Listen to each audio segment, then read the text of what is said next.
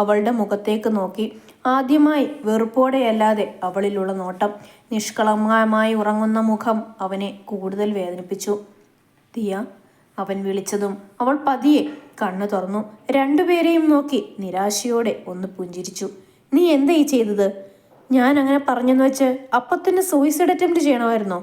അതിനു മുൻപ് നിന്റെ വീട്ടുകാരെ പറ്റിയെങ്കിലും ചിന്തിക്കാമായിരുന്നില്ലേ? അവൾ ഒന്നും മിണ്ടാതെ നിറഞ്ഞു വന്ന കണ്ണുനീർ തുടച്ചു. ഇനി അതോർത്ത് സങ്കടപ്പെടേണ്ട. നിന്നെ കൊണ്ടുപോവാനാ ഞങ്ങൾ വന്നത്. അവൾ വിശ്വാസം വരാതെ അവനെ തന്നെ നോക്കി. സോറി, നിന്നോട് ഞാൻ അങ്ങനെയൊന്നും സംസാരിക്കാൻ പാടില്ലായിരുന്നു. നിന്നെപ്പറ്റി അറിയാൻ വൈകിപ്പോയി. അവൾ പുച്ഛത്തോടെ അവനെ നോക്കി ഒന്ന് ചിരിച്ചു. ഹോ, സഹതാപം കൊണ്ട് വന്നതാവും അല്ലേ? എനിക്കതിഷ്ടമല്ല. അവൾ വെറുപ്പോടെ മുഖം തിരിച്ചു കിടന്നു. ഞാൻ നിന്റെ ഭർത്താവാണ്. ഇനി ഇവിടുന്ന് കൊണ്ടുപോവാൻ എനിക്കാരുടെയും സമ്മതം വേണ്ട.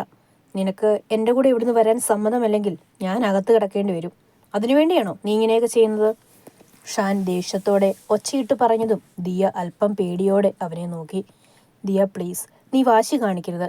നീ ഷാനുവിൻ്റെ കാര്യം നോക്കണ്ട. പക്ഷേ ആ വീട്ടിൽ നിന്നെ സ്നേഹിക്കാൻ കുറച്ചു പേരുണ്ട്. അവരുടെ കാര്യം നീ ഓർക്കണം. മനു പറഞ്ഞതും അവൾ അവരോടൊപ്പം ഇറങ്ങാൻ തയ്യാറായി. ഇതെന്താ കാക്കു ഈ നേരത്ത് ഇത്തേയും കൊണ്ട്? പാതിരാത്രി ദിയയും കൊണ്ട് വന്ന ഷാനുവിനെ നോക്കി ഹനു കണ്ണും മിഴിച്ചു നിന്നുകൊണ്ട് ചോദിച്ചു. എൻ്റെ ഭാര്യയെ ഞാനല്ലേ കൊണ്ടുവന്നത്? ഓ, ഇപ്പം അങ്ങനെയായല്ലേ? അവളുടെ ചോദ്യത്തിന് രണ്ടുപേരും പരസ്പരം നോക്കി. എന്താ ഇവൾക്ക് പറ്റിയത്? ഉമ്മച്ചി ചോദിച്ചതും ഷാനൊന്ന് പരിങ്ങിക്കൊണ്ട് ദിയയെ നോക്കിയതും അവൾ തലയും താഴ്ത്തി നിന്നു. അത് ഇവൾ ബൈക്കിൽ നിന്ന് വീണതാ. അല്ലേലും അവസരത്തിനെന്ത് കള്ളം പറയാൻ ഇയാളെ കൊണ്ടേ പറ്റൂ. ദിയ പുച്ഛത്തോടെ തന്നെ ഷാനുവിൽ നിന്ന് അകലം പാലിച്ചു നടന്നു. വരൂ ദിയ. അവൻ അവളുടെ കയ്യിൽ പിടിച്ചു നടന്നു. എത്രയൊക്കെ ദയ കാണിച്ചാലും കൂടെ ജീവിക്കാൻ ആഗ്രഹിക്കുന്നത് മറ്റൊരു പെണ്ണാണെന്ന് അവൾക്കറിയാം. വയ്യാത്തതല്ലേ, ഇവിടെ കിടന്നോ. ഇതുവരെ എങ്ങനെയാണോ അങ്ങനെയൊക്കെ മതി ഇനി ഇങ്ങോട്ടും. ദിയ പുച്ഛത്തോടെ അവനെ നോക്കി പറഞ്ഞു. ഷാൻ അവളെ നോക്കിയൊന്ന് പുഞ്ചിരിച്ചു. പഴയ ദേഷ്യം അവളോടില്ല. നീ ആ പാവം പെണ്ണിനെ പറ്റി അപവാദം പറഞ്ഞുണ്ടാക്കും അല്ലടാ. നിന്റെ അനിയത്തിയല്ലടപ്പോ നീ അവൾ. ഷാൻ ദേഷ്യം മുഴുവൻ അയാളിൽ തീർത്തു. മതി ഷാൻ, ഇനിയും തല്ലി അവൻ ചത്തുപോവും. ഇവൻ ചാവണം, എന്നാലേ അവൾക്ക് സ്വസ്ഥത കിട്ടൂ. അയാളെ ഇടിച്ചു പരുവമാക്കിക്കൊണ്ട് ഷാൻ പറഞ്ഞു. അയാൾ ബ്ലഡ് തുപ്പിയതും ഷാൻ അയാളെ പിടിച്ചു തള്ളി. ഭാര്യയും മകളെ ഓർത്താ നിന്നെ ഞാൻ കൊല്ലാതെ വിടുന്നത്. ഷാൻ, നിന്നോട് ഞാൻ ഒരു കാര്യം ചോദിച്ചോട്ടെ? നീ ചോദിക്കടാ. ദിയെ എനിക്ക് തന്നൂടെടാ. ഷാൻ ഒരു നിമിഷം മൗനമായി നിന്നു. അവൾ നിന്റെ ഭാര്യയായിട്ടും നീ ആഗ്രഹിക്കുന്നത് മറ്റൊരു പെണ്ണെയാണ്. ഇങ്ങനെയൊക്കെ ജീവിതത്തിൽ സംഭവിക്കാറുണ്ടോ എന്നും എനിക്കറിയില്ല. പക്ഷേ നീ വിട്ടു തന്നാൽ ഞാൻ അവളെ സ്വീകരിക്കാൻ തയ്യാറാണ്. ഷാൻ അവനെ നോക്കിയൊന്ന് പുഞ്ചിരിച്ചു. അവളെ കിട്ടാൻ എന്തുകൊണ്ടും യോഗ്യത നിനക്ക് മാത്രമാണ്. മനുവും അതോടെ ഹാപ്പിയായി. പതിവിലും കൂടുതൽ സന്തോഷത്തോടെയായിരുന്നു ഷാൻ വീട്ടിലെത്തിയത്. ഫുഡ് കഴിക്കുമ്പോഴെല്ലാം അവൻ്റെ നോട്ടം ദിയയായിരുന്നു. അവനിലുള്ള മാറ്റം ഉമ്മച്ചിയെയും ഉപ്പച്ചിയെയും സന്തോഷിപ്പിച്ചു. നിനക്കൊരു ഗുഡ് ന്യൂസ് ഉണ്ട്. അത് കേൾക്കുമ്പോൾ നീ ഹാപ്പിയാവും. ഷാനുവിൻ്റെ വാക്കുകളിൽ അവൾ പ്രതീക്ഷയോടെ അവനെ ഒന്ന് നോക്കി. മനു ഇപ്പോഴും നിന്നെ ഇഷ്ടപ്പെടുന്നുണ്ട്. നിന്നെ വിവാഹം ചെയ്യാൻ അവന് താല്പര്യമുണ്ട്. ഞാനും ഹാപ്പിയാ. ഇഷ്ടപ്പെടുന്ന പെണ്ണിനെ എനിക്കും കെട്ടാലോ. ദിയ ഒന്നും മിണ്ടാതെ നിന്നു. അവൻ്റെ സന്തോഷത്തിൻ്റെ കാരണം ഇതായിരുന്നു. എപ്പോഴോ താനും ഈ ജീവിതവുമായി പൊരുത്തപ്പെട്ടിരുന്നു. നീയൊന്നും പറഞ്ഞില്ല. എനിക്കൊരു ജീവിതമൊന്നും നിങ്ങൾ കണ്ടുപിടിച്ച് തരണ്ട. നിങ്ങൾ പ്രേമിക്കുന്ന പെണ്ണിനെ കെട്ടാൻ ഞാൻ ഒഴിഞ്ഞു പോകണം, അത്രയല്ലേ ഉള്ളൂ. അതിന് ഞാൻ തയ്യാറാണ്. വീണ്ടും സൂയിസൈഡിന് ശ്രമിക്കാനാണോ? ജീവിതത്തോട് വെറുപ്പ് തോന്നിയപ്പോൾ ഞാൻ അങ്ങനെ ചിന്തിച്ചു എന്നുള്ളത് സത്യമാണ്. പക്ഷേ ഇപ്പം നിങ്ങളുടെയൊക്കെ മുന്നിൽ ജീവിച്ച് കാണിക്കാനാണ് എനിക്കിഷ്ടം. ഷാൻ ഒന്ന് പുഞ്ചിരിച്ചു. ദിയ അപ്പോഴും പുച്ഛത്തോടെ തന്നെയായിരുന്നു അവനെ നോക്കിയത്. ഫ്രണ്ട്സ്? എന്താ, നമുക്ക് ഫ്രണ്ട്സ് ആയാലോ എന്ന്? ഭാര്യയെ ഫ്രണ്ടാക്കുന്ന ലോകത്തിലെ ഒരേ ഒരാൾ ഇങ്ങേരായിരിക്കും. ദിയ അവനെ ദയനീയമായി ഒന്ന് നോക്കി. എന്താ, എൻ്റെ ഫ്രണ്ട് അവൻ ഇഷ്ടമല്ലേ? അവൾ മൂളിയതും ഷാൻ അവൾക്ക് നേരെ ഹൈഫൈ കൊടുത്തു. തിരിച്ച് അവളും. അവൾ ഷീറ്റെടുത്ത് കിടക്കാൻ ചെന്നതും ഷാൻ അവളെ നോക്കി ചിരിച്ചു. അവളും തിരിച്ച് അവനെ നോക്കി ഒന്ന് ചിരിച്ചു. എടാ, അവൾ എന്തു പറഞ്ഞു? മനു ആകാംക്ഷയോടെ ചോദിച്ചു. എന്നോടൊന്നും പറഞ്ഞില്ല. എൻ്റെ ജീവിതത്തിൽ നിന്ന് ഒഴിഞ്ഞു പോകാൻ തയ്യാറാണെന്നേ പറഞ്ഞുള്ളൂ. ഉമ്മച്ചിയാണെങ്കിൽ എന്നെ കെട്ടിക്കാനുള്ള തത്രപ്പാടിലാണ്. ദിയയുടെ കാര്യം എങ്ങനെയെങ്കിലും അവതരിപ്പിക്കണം. പക്ഷെ അതിനു മുന്നേ അവളുടെ സമ്മതം പറയണം. അതിനെന്താ വഴി? ഞാനെന്ത് പറയാനടാ? നീ ഒരു കാര്യം ചെയ്യേ, അവളെ നീ നാളെ ബീച്ചിൽ കൂട്ടിക്കൊണ്ട് വരണം. ഞാൻ നേരിൽ ചോദിക്കാം അവളോട്. അത് വേണോ? നീ ഒരു കാര്യം ചെയ്യ്, അവളെ നീ നാളെ ബീച്ചിൽ കൂട്ടിക്കൊണ്ട് വരണം. ഞാൻ നേരിൽ ചോദിക്കാം അവളോട്. അത് വേണോ? അവളുടെ മനസ്സറിയാൻ ഇതല്ലാതെ വേറെ വഴിയില്ല. ഷാൻ അതിന് സമ്മതിച്ചു. ദിയ കാലത്ത് കിച്ചണിലുള്ളപ്പോഴാണ് ഷാനിൻ്റെ വിളി കേട്ടത്. ആദ്യമായാണ് അവൻ ഇത്രയും അവകാശത്തോടെ അവളെ പേരെടുത്ത് വിളിക്കുന്നത്. അത്ഭുതമായിരുന്നു അവളിൽ. ഹനു ആണെങ്കിൽ വായും പൊളിച്ചിരുന്നു. ചെല്ലുമോളെ, അവൻ അങ്ങനെ എന്തെങ്കിലും കാണാതെ പോയാൽ പിന്നെ വിളിയാ. അന്തം വിട്ട് നിൽക്കുന്ന ദിയയെ നോക്കി ഉമ്മ പറഞ്ഞതും ദിയ തലയാട്ടി മുറിയിലേക്ക് ചെന്നു. എന്താ ഷാൻ? അത് നമുക്കൊന്ന് പുറത്തു പോകണം. നീ പെട്ടെന്ന് റെഡിയാവാൻ നോക്ക്. എങ്ങോട്ടാ ഷാൻ? അതൊക്കെ പോണ വഴി പറയാം. പിന്നെ ഈ ഷാൻ വിളിയേക്കാൾ കേൾക്കാൻ ഇഷ്ടം തൻ്റെ ഷാനുക്ക എന്ന വിളിയാ. അതിന് ഷാനിപ്പോൾ എൻ്റെ ഫ്രണ്ട് മാത്രമല്ലേ? അപ്പോൾ അത് തന്നെയാണ് നല്ലത്. അവനൊന്നു ഇളിച്ചു. കാണുന്ന പോലെ അല്ല കക്ഷി. റെഡിയായി ഇറങ്ങുന്ന ദിയെ ഒരു നിമിഷം ഷാൻ കണ്ണെടുക്കാതെ നോക്കി നിന്നു. അവൾക്ക് ഇത്രയും സൗന്ദര്യമുണ്ടെന്ന് അവൻ ഇന്നാണ് കാണുന്നത്. പോവാം, അവൾ പറഞ്ഞതും അവൻ ഞെട്ടിക്കൊണ്ട് തലയാട്ടി. കാറിൻ്റെ കീയിൽ തൊട്ട് അവൻ്റെ കൈകൾ മാറ്റി ബൈക്കിൻ്റെ കീയും എടുത്തിറങ്ങി. കാറിലല്ല, ബൈക്കിലാ. കാറിൽ കയറാൻ നിന്ന അവളെ നോക്കി ഷാൻ പറഞ്ഞതും ദിയ അവനെ നോക്കി നിന്നു. ബൈക്കിലാണെങ്കിൽ ഞാനില്ല, ആരെങ്കിലും കണ്ടാൽ മോശമാണ്.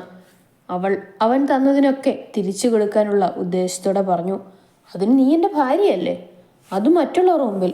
ഇപ്പോൾ നമ്മൾ ഫ്രണ്ട്സ് അല്ലേ. ഞാനങ്ങനെ ബോയ് ഫ്രണ്ടിൻ്റെ കൂടെ ബൈക്കിലൊന്നും കയറാറില്ല. ഷാൻ എന്ത് ചെയ്യണമെന്നറിയാത്ത അവസ്ഥയായിരുന്നു. അത് കാർ എന്തോ ഇടയ്ക്ക് ബ്രേക്ക് ഡൗൺ ആവുന്നുണ്ട്. ഞാൻ വർക്ക്ഷോപ്പിൽ വിളിച്ചു പറഞ്ഞിട്ടുണ്ട്, ചിലപ്പോൾ അവർ വരും. അവൻ അപ്പോൾ മനസ്സിൽ വന്ന് കള്ളം പറഞ്ഞു. എങ്കിൽ ഞാൻ ഓട്ടോ പിടിച്ചു വന്നോളാം. ഷാൻ ബൈക്ക് എടുത്തു പോയിക്കോ. എന്നെ ഒത്തിരി സങ്കടപ്പെടുത്തിയതല്ലേ? അവൾ മനസ്സിലൊരുവിട്ടു. എന്താ മോനെ പ്രശ്നം? ഉപ്പച്ചി സിറ്റ് ഔട്ടിൽ നിന്ന് അവരെ നോക്കി വിളിച്ചു ചോദിച്ചു. അത് ഇവൾക്ക് ബൈക്കിൽ കയറാൻ പേടിയാണെന്ന്. അത് ഇന്നത്തോടെ മാറ്റിയെടുക്കാമെന്ന് കരുതി. അത് കേട്ടതും ദിയ അവനെ ദേഷ്യത്തോടെ തുറച്ചു നോക്കി. അതെ, ഉപ്പച്ചി നോക്കുന്നുണ്ട്, താനൊന്നു വന്നേ. ദിയ അവരെ നോക്കി ഒന്ന് ചിരിച്ച് അവൻ്റെ ബൈക്കിൽ കയറിയിരുന്നു. അവനെ തട്ടാതെ അകലം പാലിച്ചായിരുന്നു അവളിരുന്നത്. അവൻ്റെ കണ്ണുകൾ മിററിൽ അവളിൽ തന്നെയായിരുന്നു.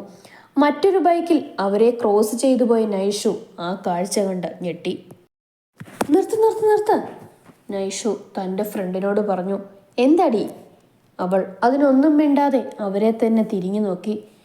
അപ്പോൾ ഷാൻ വിവാഹം ചെയ്ത ദിയ ഇതാണോ? അവൾ ദേഷ്യത്തോടെ അവനെ അപ്പോൾ തന്നെ ഫോൺ എടുത്ത് വിളിച്ചു. ആ ഫോൺ എടുത്ത് ആരാണെന്ന് ഒന്ന് നോക്കുമോ? ഷാനുവിൻ്റെ ഫോൺ റിങ് ആയതും അവൻ ദിയയോടായി പറഞ്ഞു. എവിടെയാ ഫോൺ? എൻ്റെ പാൻറ്റിൻ്റെ പോക്കറ്റിൽ. അയ്യേ, അവൾ പുച്ഛത്തോടെ പറഞ്ഞതും ഷാൻ അവളെ തിരിഞ്ഞു നോക്കി. അവളുടെ അപ്പോഴത്തെ മുഖഭാവം കണ്ടതും അവന് ചിരിയാണ് വന്നത്. എൻ്റെ കോള് പോലും നീ അവഗണിച്ചു തുടങ്ങിയല്ലേ? അല്ലെങ്കിലും ആണുങ്ങളെ വീഴ്ത്താൻ അവൾ മിടുക്കിയാണല്ലോ. പഠിക്കുന്ന കാലത്തും ഉള്ള ചെക്കന്മാർ മുഴുവൻ അവളുടെ പിന്നാലെയാണല്ലോ. നൈഷു പല്ല് കടിച്ചുകൊണ്ട് പറഞ്ഞു. അവളെ അത്രമാത്രം വെറുത്ത ഷാൻ ഇന്ന് അവളോടൊപ്പം ബൈക്കിൽ മുട്ടിയുരുമിരുന്നു പോകുന്നു. ഇതൊന്നും ഷാൻ തന്നെ അറിയിച്ചില്ല. അല്ലേലും ഇപ്പം 2 ദിവസമായി അവനൊന്ന് വിളിച്ചിട്ട്. തിരക്കിനിടയിൽ ഞാനും അത് വിട്ടു. നൈഷു സമാധാനമില്ലാതെ മുറിയിൽ അങ്ങിങ്ങനെ നടന്നു. ഇതുവരെ ഷാൻ എനിക്ക് വെറും ഒരു നേരം പോക്ക് മാത്രമായിരുന്നു. പക്ഷെ ദിയ, ഇന്ന് തൊട്ട് അവനെ ഞാൻ എൻ്റേത് മാത്രമാക്കാൻ പോവാം. ഒരിക്കലും അവൻ നിൻ്റേതാവാൻ ഞാൻ സമ്മതിക്കില്ല. നൈഷു ഉറച്ച തീരുമാനത്തോടെ പറഞ്ഞു. ഫോൺ എടുത്ത് വീണ്ടും അവൾ ഷാനുവിനെ വിളിച്ചുകൊണ്ടേയിരുന്നു. ബൈക്കിൽ നിന്നിറങ്ങിയതും തിരമാലകൾ തന്നെ മാടി വിളിക്കുന്നത് പോലെ തോന്നി ദിയ ഒരു പുഞ്ചിരിയോടെ അങ്ങോട്ട് നടന്നു. ഷാൻ പോക്കറ്റിൽ കൈയിട്ട് ഫോൺ എടുത്തതും നൈഷു ആണെന്ന് കണ്ട് അവൻ നോക്കിയത് ദിയയാണ്. അവൾ നടന്നു നീങ്ങിയത് കണ്ടതും അവൻ കോൾ അറ്റൻഡ് ചെയ്തു. നൈഷു, ഞാൻ പിന്നെ നിന്നെ വിളിക്കാം. ഞാനിപ്പോൾ ഇത്തിരി ബിസിയാ. വെക്കല്ലേ ഷാൻ, ഒരു ഗുഡ് ന്യൂസ് പറയാൻ വേണ്ടിയാ ഞാനിപ്പോൾ വിളിച്ചത്. എന്താ? ഷാനിപ്പോൾ എവിടെയാ? അത് ഞാൻ ബീച്ചിലാണോ? തിരകളുടെ സൗണ്ട് എനിക്ക് കേൾക്കാം. ആ, ഫ്രണ്ട്സിൻ്റെ കൂടെ ഒന്ന് കറങ്ങാമെന്ന് കരുതി. അവൻ പറയുന്ന കള്ളം അവളെ അത്യധികം ദേഷ്യം പിടിപ്പിച്ചിരുന്നു. അവൾ ദേഷ്യത്തോടെ തന്നെ ഒന്ന് മൂളി. നിനക്കെന്താ പറയാനുണ്ടെന്ന് പറഞ്ഞത്? അത് ഉപ്പച്ചി 2 ദിവസം കൊണ്ട് നാട്ടിൽ ലാൻഡാവും.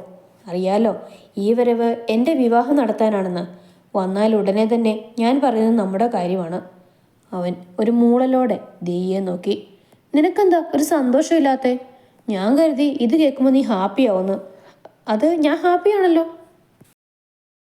ദിയ ഒന്ന് തിരിഞ്ഞു നോക്കിയതും ഷാൻ ഫോണിലാണെന്ന് കണ്ട് അവളുടെ മുഖത്തെ പുഞ്ചിരി മാഞ്ഞു. അറിയാതെ എപ്പോഴോ ഷാൻ തൻ്റേത് മാത്രമാണെന്ന് അവളും കരുതിയിരുന്നു. അവനോടൊപ്പം ഉള്ള ഫ്രണ്ട്ഷിപ്പിൽ മനസ്സിൽ അവൻ ഇടം നേടിയിരുന്നു. തന്നെ ഒരിക്കലും അവൻ അംഗീകരിക്കാനാവില്ലെന്ന് അവൾക്ക് അറിയാമായിരുന്നു. നീ എത്ര ഹാപ്പിയാണെന്ന് എനിക്ക് നേരിട്ട് കാണണം. നൈറ്റ് നമ്മൾ കാണാറുള്ള സ്ഥലത്ത് നീ വരണം. ബാക്കിയൊക്കെ അപ്പം പറയാം. അല്ല, അത് ആരെങ്കിലും കണ്ടാൽ? ഇന്ന് വരെ അവൻ അങ്ങനെ ഒരു ചിന്തയുണ്ടായിരുന്നില്ല. അടുത്തേക്ക് വരാൻ ഭയമാണല്ലേ? നിന്നെ ഞാൻ അങ്ങനെ അവൾക്ക് വിട്ടുകൊടുക്കില്ല ഷാൻ. ആരെങ്കിലും കണ്ടാലെന്താ? എന്നാലും ഞാൻ നിൻ്റെതല്ലേ? മനുവിൻ്റെ ബൈക്ക് വന്നതും ഷാൻ ദിയെ വീണ്ടും തിരിഞ്ഞു നോക്കി. അവൾ ഏതോ ലോകത്തുന്ന പോലെ തിര നോക്കി നിൽക്കുകയാണ്. ഷാൻ, നീ എന്താ ഒന്നും മിണ്ടാത്തത്? നൈഷുവിന് അരിശം വന്നു. നൈഷു, ഞാൻ നിന്നെ പിന്നെ വിളിക്കാം. അത്രയും പറഞ്ഞ് അവൻ കോൾ കട്ട് ചെയ്തു. നൈഷു ദേഷ്യത്തോടെ ഫോൺ ബെഡിലേക്ക് എറിഞ്ഞു. ഇതിനും മാത്രം അവൾക്ക് എന്ത് പ്രത്യേകതയുള്ളത്? നൈഷു ദിയോടുള്ള ദേഷ്യത്തിൽ പറഞ്ഞു. ഷാൻ, ദീ എവിടെ? മനു മിററിൽ നോക്കി ഹെയറൊക്കെ നേരെയാക്കി ഷാനുവിനരികിൽ വന്ന് ചോദിച്ചു. ഷാൻ ദിയെ കൈകൊണ്ട് കാണിച്ചതും മനു ഒരു ചിരിയോടെ അങ്ങോട്ട് നടന്നു. ദിയെ മറ്റൊരാളുടെ കൂടെ കാണാനാവാത്തതുപോലെ അവന് തോന്നി. അവളെ നഷ്ടപ്പെടാൻ മനസ്സനുവദിക്കാത്തതുപോലെ. പക്ഷേ നൈഷു അവളെ ഓർത്തതും അവൻ മാറിയിരുന്ന് അവരെ വീക്ഷിച്ചു.